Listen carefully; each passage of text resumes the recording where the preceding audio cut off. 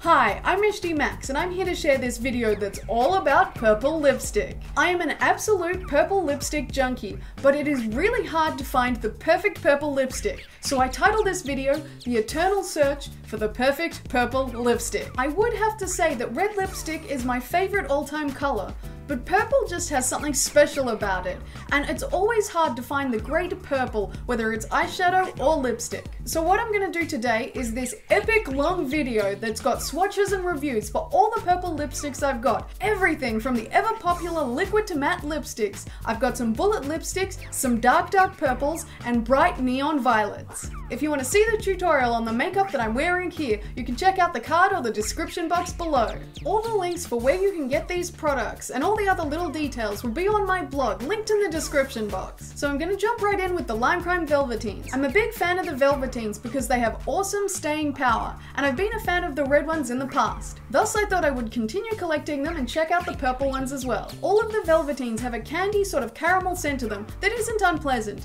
and it dissipates once you apply them on your lips. The frosted tubes they come in contain 2.6 mils for most of the Velveteens, and they cost $20 US, which counts for about $27 in Australian. Lime Crime claim that all their products are vegan and cruelty-free, and that's what it says on the site if it matters to you. And as for the individual shades, let's get into it. I'm starting with the lightest one, called Rave, and it's described as an electric lavender. This bright violet shade is really exciting to me, and I had to have it, and I find it quite fun to have a neon light purple in my collection. It has a pink undertone and can sometimes look like a neon pink, but it is definitely a purple shade. It applies quite nicely and is highly pigmented. You can build up layers without taking away what you've laid down if you let it dry in between. That tends to be the trick with applications of liquid to matte lipsticks. This shade is really great, but as a neon violet, it's not really the purple that my heart desires. Next up we have Utopia, which is described as a vibrant orchid color. Now, Utopia is nowhere near as purple as any of these other shades, and next to them appears like a deep pink. I hastily bought this one, and when Pansy came out, I almost regretted it because I thought this one was going to be the purple that Lime Crime came out with. However, it is still a good color in its own right. It is right between a pink and a purple shade, and it is nice, but it doesn't really knock my socks off when it comes to a purple lipstick. Now, the last Lime Crime one is Pansy, and it's described as a deep purple. This was the shade that I hoped Lime Crime would have made when the red ones came out, and I got all excited about the Velveteen. I do like the vibrancy and depth of this shade, but I wish it was a little less red toned.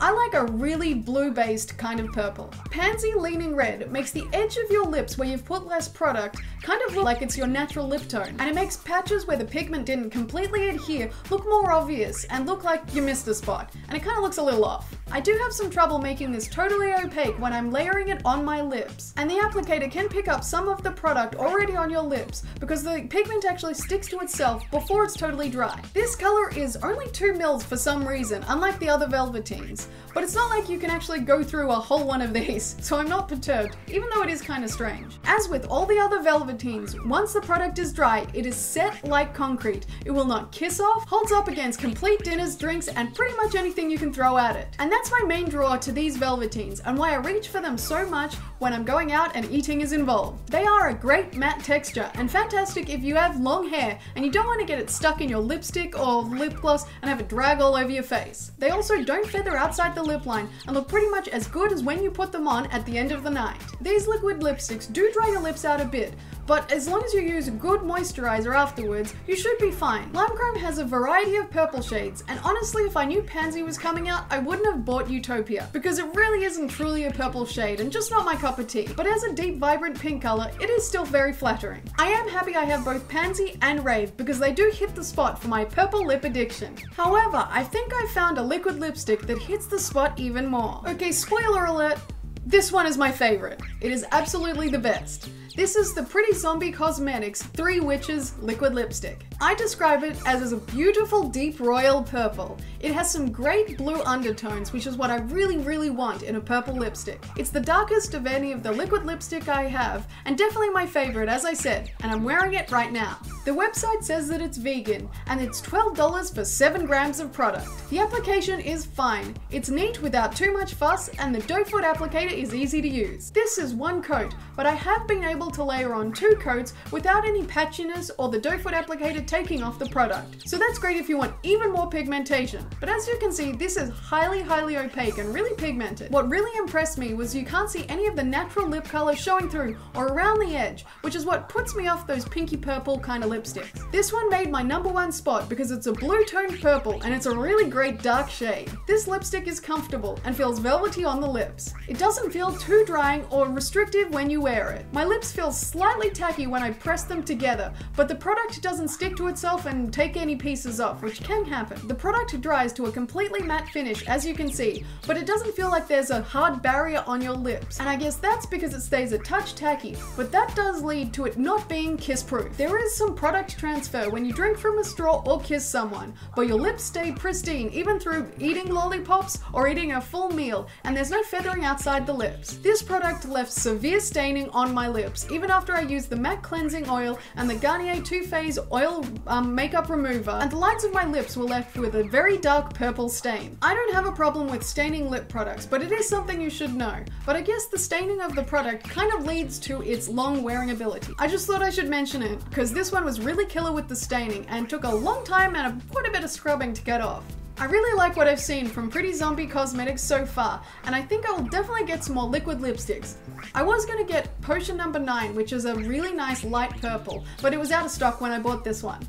Now onto a drugstore liquid lipstick. This one is the Velour Lips from Australis, and unfortunately, it's not very good. This color is in Tokyo, and this is 10 mils for $10, and it smells like grape candy upon application, but after the product is dried, the smell goes away. It is a medium purple and a touch on the pink side. It's the cheapest out of all of the liquid lipsticks I've got, and you definitely get what you paid for. It doesn't have the best opacity, and when you try and build it up, it gets patchy. The product is dry on the lips, and the pigment hangs onto dry skin much more than any of the other products I've got here. It doesn't transfer too much when you do a kiss test, but upon eating and drinking, it wears away on the center and leaves you with a kind of a bright pinky color. It has some difficulty going on smooth when you reapply, but it gets really patchy in the initial application anyway. The worst thing is that it oxidizes on the lips and becomes a much darker kind of grapey color as you wear it throughout the day. It's just kind of disappointing because later when you see it, you're like, hey, I thought I had this bright, nice purple lip color on, and it's just gone a kind of lame, kind of grapey, darker, crappy color. And that's why I ended up purchasing the purples from Lime Crime, and it pretty much confirmed to me that going for the more expensive product gets you a much better result.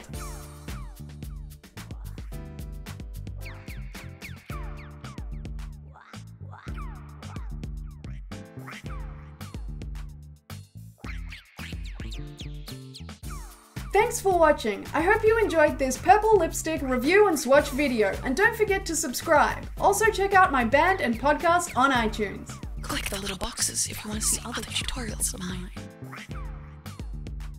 Max.